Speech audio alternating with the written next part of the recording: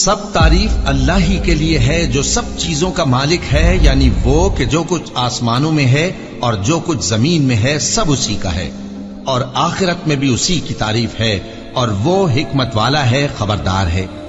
جو کچھ زمین میں داخل ہوتا ہے اور جو اس میں سے نکلتا ہے اور جو آسمان سے اترتا ہے اور جو اس پر چڑھتا ہے سب اس کو معلوم ہے، اور وہ مہربان ہے، بخشنے والا ہے۔ اور کافر کہتے ہیں کہ قیامت کی گھڑی ہم پر نہیں آئے گی۔ کہہ دو کیوں نہیں آئے گی؟ میرے پروردگار کی قسم وہ تم پر ضرور آ کر رہے گی۔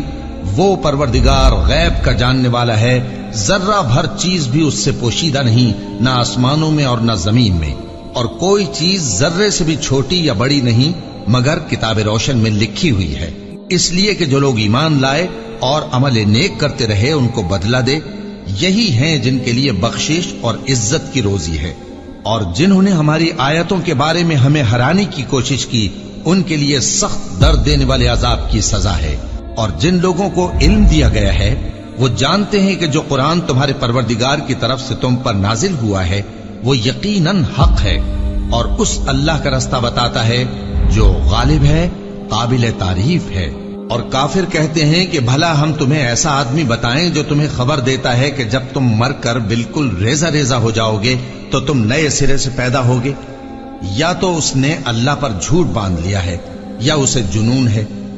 بات یہ ہے کہ جو لوگ آخرت پر ایمان نہیں رکھتے وہ آفت اور پرلے درجے کی گمراہی میں پڑے ہیں۔ کیا انہوں نے اس کو نہیں دیکھا جو ان کے آگے اور پیچھے ہے، یعنی آسمان اور زمین؟ اگر ہم چاہیں تو ان کو زمین میں دھسا دیں یا ان پر آسمان کے ٹکڑے گرا دیں، اس میں ہر بندے کے لیے جو رجوع کرنے والا ہے ایک نشانی ہے۔ اور ہم نے داؤد کو اپنی طرف سے برتری بخشی تھی اور کہا تھا اے پہاڑوں ان کے ساتھ تسبیح کرو، اور پرندوں کو ان کا مسخر کر دیا، اور ان کے لیے ہم نے لوہے کو نرم کر دیا کہ کشادہ زرہیں بناؤ اور کڑیوں کو اندازے سے جوڑو، اور نیک عمل کرو، جو عمل تم کرتے ہو میں ان کو دیکھنے والا ہوں۔ اور ہوا کو ہم نے سلیمان کے تابع کر دیا تھا، اس کی صبح کی منزل 1 مہینے کی راہ ہوتی اور شام کی منزل بھی مہینے بھر کی ہوتی۔ اور ان کے لیے ہم نے تانبے کا چشمہ بہا دیا تھا، اور جنوں میں سے ایسے تھے جو ان کے پروردگار کے حکم سے ان کے آگے کام کرتے تھے، اور جو کوئی ان میں سے ہمارے حکم کے خلاف کرے گا اس کو ہم جہنم کی آگ کا مزہ چکھائیں گے۔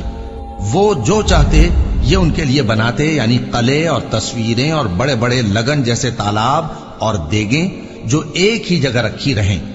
اے آل داؤد شکر کرتے رہو، اور میرے بندوں میں شکر گزار تھوڑے ہیں۔ پھر جب ہم نے ان کے لیے موت کا حکم صادر کیا تو کسی چیز سے ان کا مرنا معلوم نہ ہوا مگر گھن کے کیڑے سے جو ان کے عصا کو کھاتا رہا۔ پھر جب وہ گر پڑے تب جنوں کو معلوم ہوا اور کہنے لگے کہ اگر وہ غیب جانتے ہوتے تو ذلت کی تکلیف میں نہ رہتے۔